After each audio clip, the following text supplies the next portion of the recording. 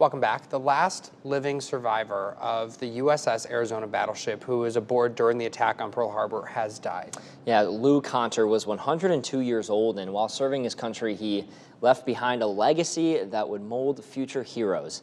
ABC's Danny New has more on his life. Lieutenant Commander Lou Conter! A man who spent the past 8 decades making sure people never forgot one of the darkest days in American history has passed away.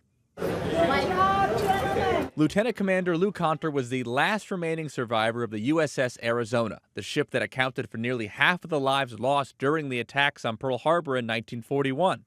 During that bombing, more than 1,100 sailors and Marines on the boat died, while only 93 who were aboard at the time lived. Never forget the day, but things were happening so fast, and we were highly trained in those days to do what our job is. That's what we did.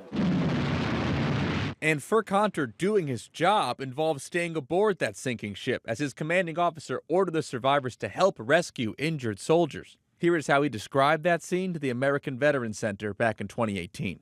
He ordered us, the guys were running out of the fire, and it was pretty bad. And then he said, knock them unconscious if you have to, because if they jump over the side, they'll get burned to death in the fire. So we laid 15 or 16 of them down on the deck there.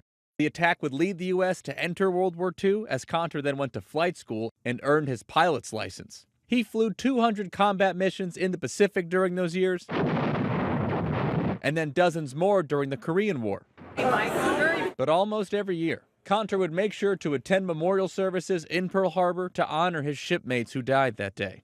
They're getting better every year, but the first year will be real hard.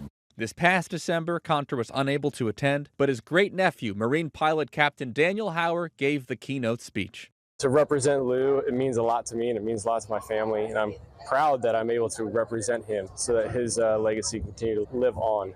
In New York, for ABC News, I'm Danny New.